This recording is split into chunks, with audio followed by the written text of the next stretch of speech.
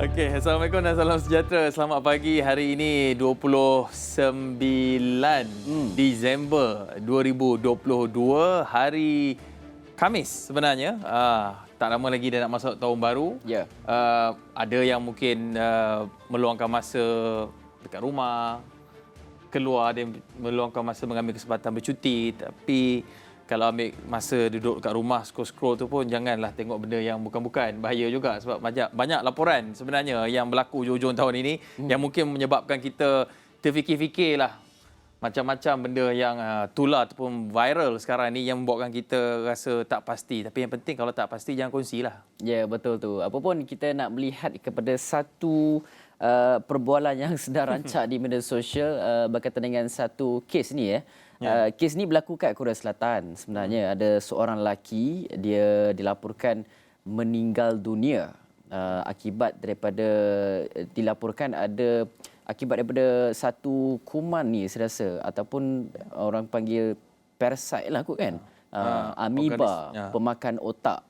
Kes tu lelaki ni berusia dalam 50-an meninggal dunia pada 21 Disember lepas selepas menetap selama 4 bulan di sebuah negara Asia Tenggara sebelum kembali ke Republik itu pada 10 Disember lepas. Jadi bila kes itu terjadi laporkan di Korea Selatan, semua pihak di Malaysia sekalipun jadi paniklah kan, sebab amoeba ni dia selalunya ada dekat sungai, dekat kolam, dekat kawasan pancuran air panas dan sebagainya.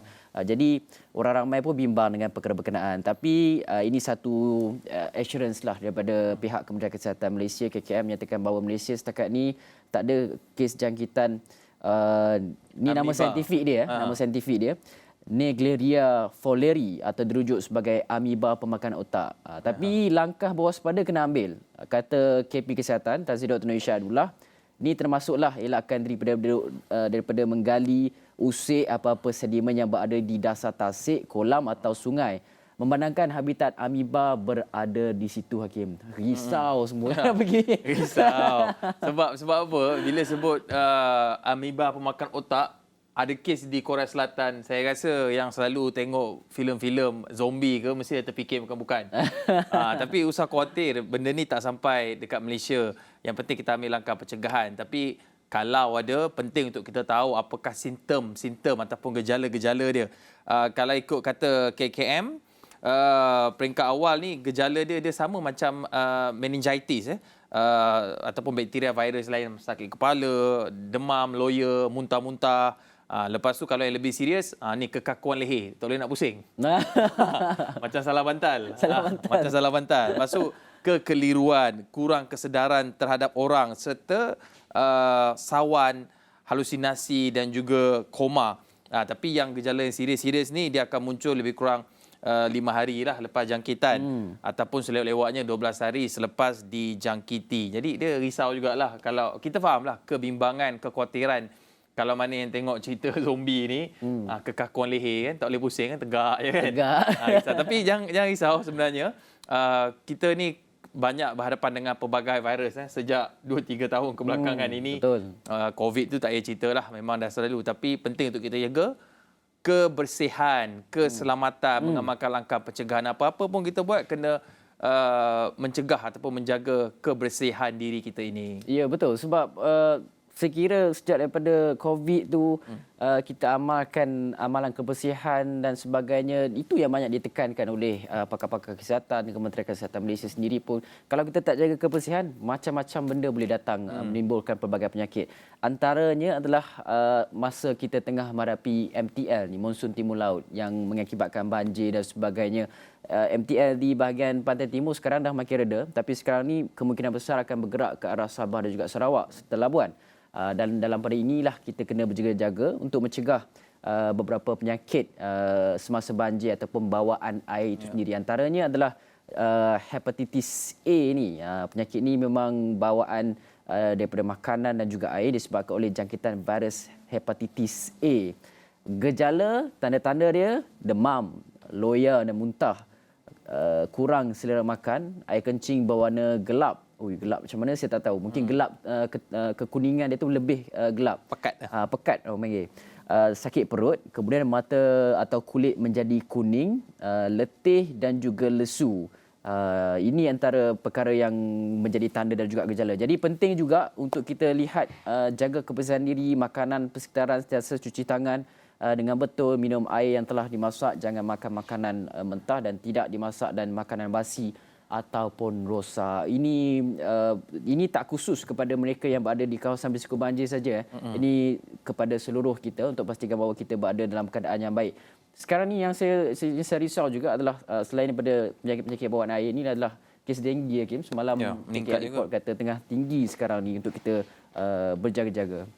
Ya, sebab ketika kita, walaupun kita nampak sekarang ni banjir dah semakin pulih di Semenanjung, terutamanya banyak PPS dah tutup, tapi kita khawatir ada luruan-luruan yang seterusnya, orang kata apa, gelombang kedua, ketiga dan seterusnya. Sebab monsun timur laut ni kalau ikutkan dia berakhir pada bulan 2 atau bulan 3, bulan Mac nanti. Tapi buat masa sekarang ni, hujung tahun ini, kalau kita lihat banyak PPS ditutup. Contoh di Kelantan, dah langsung tak ada PPS. PPS di Kelantan ni semuanya sudah ditutup. PPS yang terakhir, ada 2 PPS itu yang dilaporkan semalam. PPS di Pusat Tarbiah Pohon Buluh, itu yang terakhir ditutup. 17 mangsa daripada 5 keluarga dah mula balik ke rumah masing-masing bagi proses pembersihan. Maksudnya air dah mula surut lah. Ini yang berlaku sebab mereka ni dah duduk dekat PPS tu saya kira pada penghujung pertengahan Disember, 18 Disember lalu sebenarnya. Mereka dah duduk PPS tu dekat 10 hari jugalah. Rumah naik air sampai 3 meter duduk kat PPS. Sekarang ni air dah mula surut. Sekarang ni masa-masa banjir, kalau kita lihat ketika ini, daripada info bencana JKM, kita saksikan sekarang ini yang ada terjejas banjir hanya satu negeri saja, iaitu Terengganu. Hanya ada satu pusat penempatan sementara PPS yang dibuka. Jumlah mangsa banjirnya 126 mangsa banjir daripada 38 buah keluarga di Terengganu ini. Ini laman web yang mengemaskini situasi bencana ataupun banjir di dalam negara kita ini. Info bencana banjir yang kami paparkan di iPad ketika ini, satu saja, Terengganu saja yang masih dibuka PPS-nya. Yang pasti ketika ini, saya kira mungkin ini sehari dua lagi insya-Allah tutuplah, tapi yang pasti fasa pemulihan, fasa bangkit kembali nak membersihkan rumah itu adalah satu fasa yang cukup sukar sebenarnya. Jadi ia memerlukan penglibatan semua pihak untuk sama-sama membantu mangsa-mangsa pasca bencana banjir ini. Ya, betul tu. Orang ingat dugaan banjir ni ketika air naik rumah je dan sementara nak tunggu rumah tu selamat kembali untuk didiami. Tapi cabaran sebenarnya adalah nak membersihkan balik segala lumpur, nak mengeluarkan wang untuk membeli barang-barang yang rosak, nak membaiki peralatan-peralatan kereta, motosikal yang ditenggelami air. Jadi ini memerlukan satu perlibatan secara khusus oleh semua pihak untuk membantu mangsa-mangsa terjejas. Dan antara yang turut tampil ke depan adalah Majlis Agama Islam Wilayah Persekutuan Maib yang lancarkan skuad Maib Insani Misi Bantuan Banjir 2022 untuk bantu mangsa banjir di Kelantan, Terengganu juga Pahang. Kata pengerusinya Tan Sri Muhammad Daud Bakar, ada 6 juta ringgit diperuntukkan dan diluluskan dalam misi membantu mangsa banjir di pantai timur itu. Dan kita telah pun melihat ini satu perkara yang boleh kita kongsikan secara bersama. Dan kata Maib lagi ada 1 juta dikoordinasikan oleh JAKIM di bawah agensi-agensi agama di bawah Menteri Agama, sebanyak 1 juta untuk disatukan dalam bajet Kerajaan Persekutuan untuk bantu mangsa-mangsa banjir. Jadi saya harapkan bukan hanya Maib, saya harapkan banyak lagi pusat-pusat zakat di kita ada banyak negeri kan, pusat-pusat zakat tak kiralah dari pelbagai institusi, tak kira kaum dan juga agama, badan-badan sebenarnya, badan-badan agama yang lain dan sebagainya, boleh kita bantu sama-sama mangsa banjir yang terjejas akibat daripada monsun timur laut ini, Hakim. Ya, dan yang pasti kita kena sama-sama meringankan beban mangsa banjir ini. Dan kalau nak berikan baju, sebab ada rakan-rakan yang sebelum ni pernah kena bencana banjir, dia cakap dengan saya, tak ada kasut ke? Kasut tak ada. Nampak macam remeh kan? Nampak macam remeh. Kasut tak ada. Maksudnya kita kan keluar ada kasut mungkin 2 pasang, 3 pasang. Jadi kalau sama saya bagi je. Tapi bagilah yang elok. Kalau anda mangsa banjir, anda nak dapat barang second hand. Dia mungkin fikir panjang lah. Bukannya nak memberi bantuan kepada mangsa banjir ini pakaian, makanan, bukannya barang-barang yang kita dah tak nak. Tapi barang yang masih lagi elok. Letakkan diri anda di tempat penerima, anda nak terima tak barang macam itu. Jadi bukannya jadi tempat untuk buang beri mudah macam itu saja. Pilihlah barang yang elok, barulah bermakna pemberian ataupun sedekah itu kepada mangsa banjir.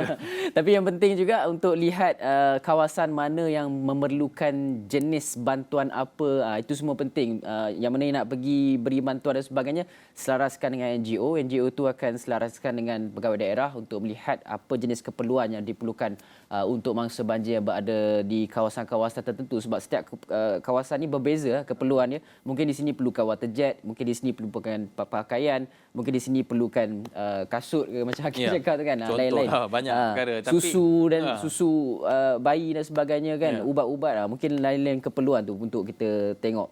Dan antara selain cerita tentang bantuan ni, ada satu lagi perkara lah untuk ini khusus kepada 1.3 penjawat awam yang ada di Malaysia ini. Melihat kepada ada bantuan khas kewangan 2023 kepada penjawat awam dan juga pesara dibayar pada 17 Januari, sebanyak RM700 akan dibayar kepada 1.3 penjawat awam grade 56 ke bawah dan RM350 kepada 1 juta pesara kerajaan yang akan dibayar pada 17 Januari depan. Ini antara kenyataan dikeluarkan oleh pihak JPA ataupun Jabatan Perkhidmatan Awam yang memperlihatkan pesara kerajaan yang telah pun terima pencen, penerima pencen terbitan, pesara perkhidmatan awam skim KWSP. Banyaklah anda boleh baca di astronomy.com.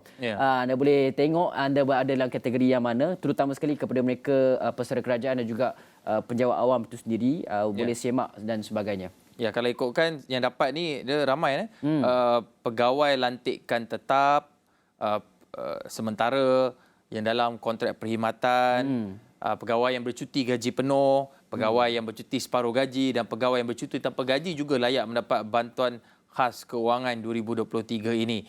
Yang mana ikut program MyStep ataupun Malaysia Short Term Employment Program, MyStep pun dapat juga bantuan ini, tapi ada syarat-syarat tertentu lah. Maksudnya dia dah berkhidmat sekurang-kurangnya 6 bulan. Kalau baru masuk nak dapat BKK ini tak dapat lah, yang baru masuk MyStep. Yang penting boleh semak akaun anda pada 17 Januari ini dan juga rancanglah perbelanjaan dengan betul. Sebab tahun hadapan ni kita dijangka berhadapan dengan situasi ekonomi yang agak mencengkam sedikit. Jadi kena rancang betul-betul perbelanjaan keuangan anda itu. Ya, apa pun kami nak bawakan kepada anda berita-berita lanjut di astronomy.com, tapi kita perlu berhenti rehat seketika. Kembali selepas ini.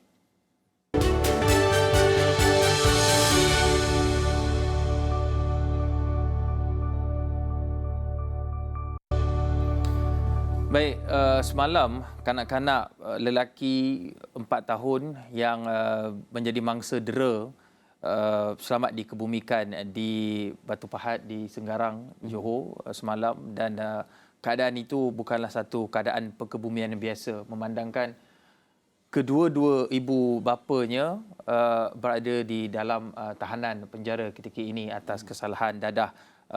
Itu satu perkara. Yang kedua, tidak ada mana-mana ibu bapa yang patut mengebumikan anak mereka sebelum sampai waktunya, tetapi itulah aturan dunia.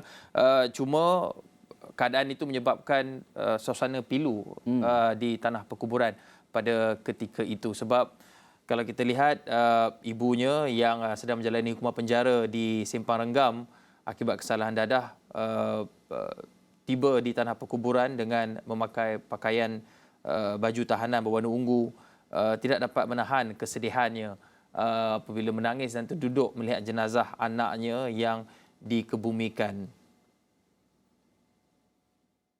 Ya, dan boleh saksikan ini antara perkara yang kita lihat, bapa kanak-kanak itu juga sedang menjalani tempoh tahanan di penjara Sungai Udang Melaka atas kesalahan dadah.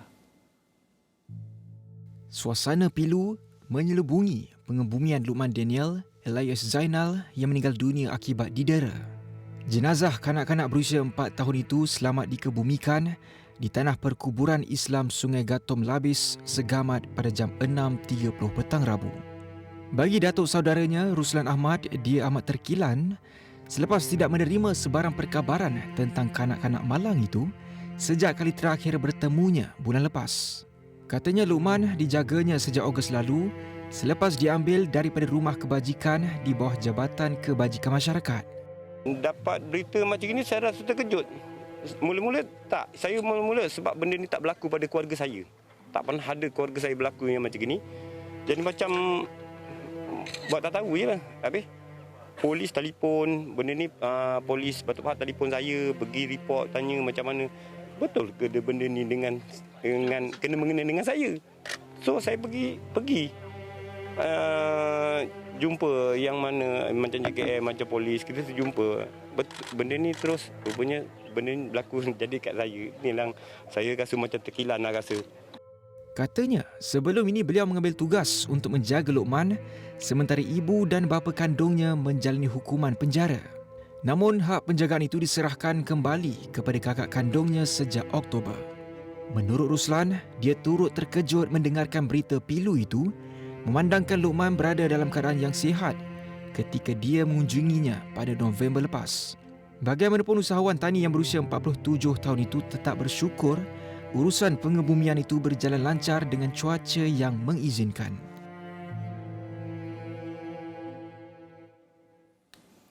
Baik, liputan ataupun kes dera ini melibatkan kanak-kanak tersebut mendapat orang kata perhatian daripada pelbagai pihak. Antaranya adalah Pemaisuri Johor Raja Zahid Sofia Sultan Idris Shah yang berzahirkan rasa sedih sebab terima perkabaran kes kematian kanak-kanak itu di Batu Pahat 3 hari lepas, dan baginda sebelum itu berkenan menerima Ketua Polis Johor Datuk Kamarul Zaman Mahmat untuk menerima maklum tentang fakta-fakta kes itu di Istana Bukit Serim pada Rabu. Dan dalam satu kenyataan beliau menyatakan bahawa sungguh memilukan hati saya mendengar penerangan daripada Zaman ke Zaman sehingga beliau sendiri menitiskan air mata, dan ia mengingatkan saya kepada kes mendiang Baby Bala pada tahun 1990 yang turut bawa kepada penggubalan Akta Kanak-Kanak 2001. Dan sebagai seorang ibu dan juga nenek, saya bukan sahaja menyeru bahkan merayu kepada seluruh rakyat Malaysia supaya lebih peka dan ambil berat tentang keselamatan kanak-kanak. Itu antara titah baginda kepada Royal Press Office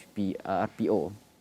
Ya, dan masa sama juga baginda Raja Zahid Sofia mengingatkan kita tentang pepatah bahasa Inggerisnya, it takes a village to raise a child. Ia memerlukan satu kampung ataupun satu kawasan untuk membesarkan seorang kanak-kanak, dan pastinya kanak-kanak ini sepatutnya kita sebagai anggota masyarakat dapat bekerjasama menjaga keselamatan mereka. Janganlah kita lepas tangan. Kita kena peka dengan keadaan sekeliling, jiran-jiran. Bukanlah mengambil, orang kata jaga tepi kain terlalu banyak, tetapi sekurang-kurangnya kita sedar apa yang berlaku tanpa menjejaskan privasi jiran tetangga. Tetapi dalam masa sama juga ingin membawa kepada keadaan ataupun persoalan mengenai dasar perlindungan kanak-kanak, ya, yang mana Persatuan Mencegah Dadah Malaysia Pemadam menggesa agar kerajaan buat semakan dan meneliti dasar perlindungan kanak-kanak negara dalam usaha melindungi golongan itu.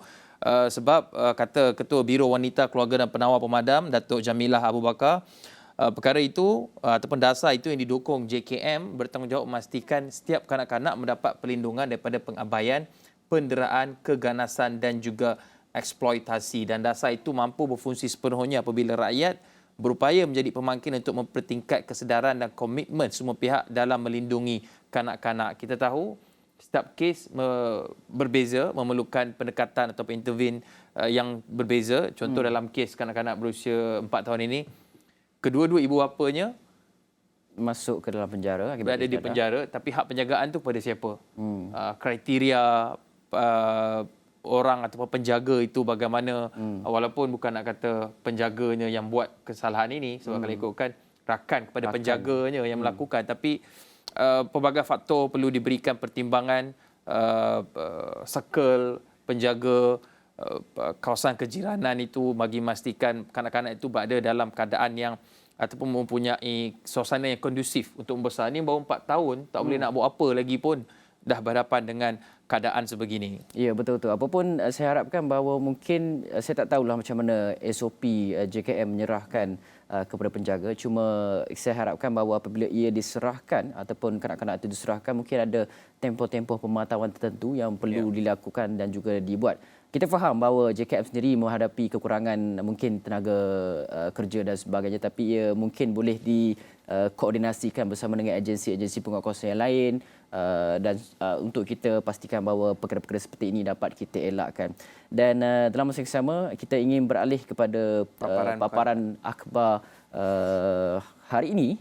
Melihat kepada BH, 2 jawatan tertinggi UMNO perlu ditandingi. Ini disebabkan oleh pimpinan agama UMNO PAUL makin dekat dan juga pemilihan UMNO yang kita tahu akan diadakan dalam tempoh 6 bulan selepas PRU. Jadi cakap-cakap politik ini semakin kembali hangat, terutama melibatkan parti UMNO, parti terbesar orang Melayu di Malaysia. Okey, NST pula, News Straight Time membawakan laporan mengenai Smoking Out Spooks. Ini membawakan laporan khas daripada NST berhubung dengan ancaman perisik luar, perisik antarabangsa. Kita ingat Kim Jong Nam punya kes. Kita lihat kes penyelidik warga Palestin. Itu antara yang berlaku sejak kebelakangan ini yang memerlukan kita untuk mempunyai intervensi asing, foreign interference dan juga perundangan dan agensi untuk memastikan perisik asing ini tidak menjejaskan soal keselamatan dalam negara. Dan The Star pula membawakan mengenai tajuk Back to Basics berhubung dengan inflasi. Ya, keadaan inflasi kekurangan makanan yang menyebabkan pakar-pakar ni menyeru untuk negara back to basic, melihat kepada sektor agriculture, bangunkan untuk kita kurangkan import makanan. Dan Sinar Harian, selamatkan anak terabai. Berhubung dengan laporan berhubung kematian tragis seorang budak lelaki berusia 4 tahun akibat didera di Batu Pahat, Johor. Itu antara gesaan yang dibawakan berhubung dengan isu-isu semasa yang berlaku ketika ini.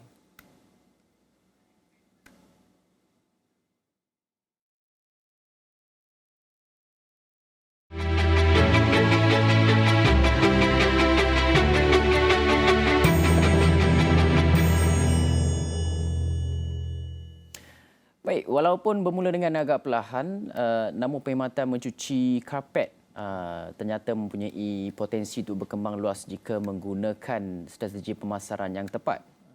Dan atas dasar itulah usahawan muda Muhammad Harith Fahmi Muhammad Subi, 29 tahun, dia tak pandang lagi dah ke belakang. Selepas dia berikan perkhidmatan mencuci karpet ini, disediakan syarikatnya MHF Venture Service dapat perhatian masyarakat setempat. Kita saksikan laporannya yang mengakhiri Awani Pagi pada kali ini. Saya Hakim Rahman. Saya Faizal Zaman. Assalamualaikum warahmatullahi wabarakatuh.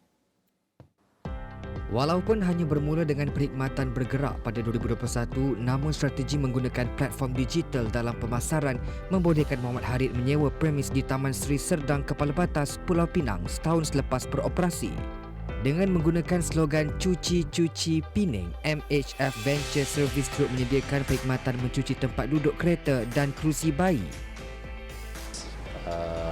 Tapi pada permulaan tu agak slow sebab kita banyak guna platform printing, hard copy punya printing kan. So dan orang pun tak boleh keluar. So kita just edak-edak tapi still tak dapat banyak sambutan sangat. So dalam selepas 3 bulan jalan macam tu, kita dah start ke platform online lah. So alhamdulillah kita start meningkat dan kita start tambah aset. Dan alhamdulillah start 2022 kita buka kedai dan kita start untuk cucian kapet di kedai lah. So kita akan ambil bergantung pada pengguna, bergantung pada keselesaan pengguna. Kalau dia nak kita datang pick up, kita akan pergi pick up lah. So kalau dia nak datang kedai, dan kita akan datang kedai lah. So Biarpun hanya bermula dengan pelanggan sekitar seberang perai dan Pulau Pinang, namun dengan adanya promosi melalui platform online, pelanggan yang menggunakan perkhidmatan mencuci karpet makin meluas hingga ke Kulim dan Sungai Petani, Kedah. Justru itu Muhammad Harith berpendapat apa saja bentuk perniagaan sama ada menjual produk atau perkhidmatan ia boleh berkembang dengan bantuan platform online atau media sosial. So sekarang pun kita ada banyak sangat platform yang kita boleh pakai, mainstream media, media sosial. So sangat-sangat membantu sebenarnya.